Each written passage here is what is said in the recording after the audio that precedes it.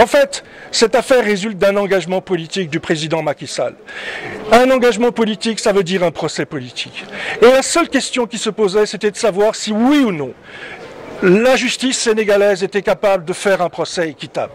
Aujourd'hui, force est de constater l'échec patent de cette justice à organiser ce procès juste et équitable. Pour toutes les raisons que je viens d'indiquer, en raison d'une instruction à charge, en l'absence de vérification de témoins à décharge, d'une instruction totalement manipulée par les services tchadiens qui ont trafiqué les documents, une absence de crédibilité de témoins qui étaient pour l'ensemble appelés par Reed Brody à l'appui de la position des parties civiles. Donc pas de procès en première instance. Et c'est ça qui me frappe le plus en définitive. Donc un pari perdu pour la justice sénégalaise, un pari perdu pour la justice africaine qui, nous dit-on, devait être aujourd'hui la justice pour démontrer qu'elle était capable de rendre la justice sur le territoire africain vis-à-vis de chefs d'État africains pour s'opposer au prétendu diktat de la Cour pénale internationale. C'est un échec patent sur lequel le peuple sénégalais ne peut pas se retrouver.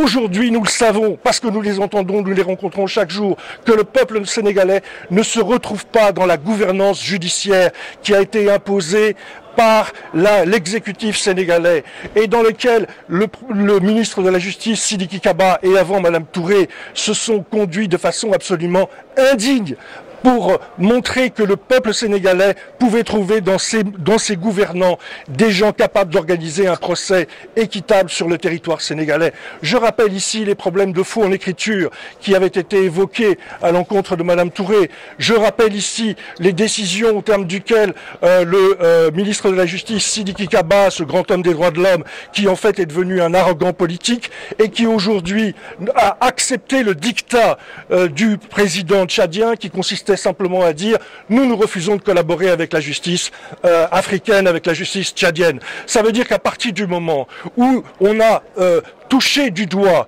les problématiques d'un grand procès international pour que effectivement une justice puisse s'exercer sur l'ensemble des faits, sur l'ensemble des responsabilités, Idriss Déby a dit non. Pourquoi? Parce qu'il savait très bien les responsabilités qu'il encourait, il savait très bien qu'à envoyer l'ensemble des personnes qui de près ou de loin avaient eu des responsabilités au Tchad entre 1982 et 1990, tout cela était de nature à exonérer le président Hissène Habré de ses propres responsabilités qui n'ont jamais été vérifiées en définitive dans le cadre d'un débat contradictoire. La justice sénégalaise a accepté le diktat d'Idriss Déby parce qu'il a financé le salaire de ces juges qui aujourd'hui l'ont condamné. Il n'y a pas d'autre terme à employer. On est en présence d'une décision qui est inspirée, instruite et manipulée par le président Idriss Déby parce qu'il a financé les chambres africaines, parce qu'il a été protégé sans arrêt par les juges, par le procureur Mbacké Fall qui a campé sans arrêt comme l'avocat du Tchad dans cette affaire pour empêcher effectivement une investigation claire et sérieuse. Donc aujourd'hui, qu'est-ce que je dis également au peuple tchadien? Je dis qu'on l'a privé d'un vrai procès africain sur son histoire, sur sa mémoire, parce que quelles que soient les choses qui ont pu se passer au Tchad, vous pensez que les partisans d'Hissène Habré n'ont pas été victimes de torture, n'ont pas été victimes de crimes, n'ont pas été victimes d'assassinats de la part de ceux d'Idriss Déby, de la part des Libyens, de la part des Français. Donc ça veut dire que ce procès est un procès tronqué. Cette condamnation sonne pour l'ensemble des partis de la France-Afrique comme la validation de ce que le président Idriss Déby aujourd'hui bénéficie d'une impunité totale, d'une immunité totale sur l'ensemble des actes qui ont pu être perpétrés non seulement à l'époque de 82-90 mais pendant les 25 ans qui ont suivi.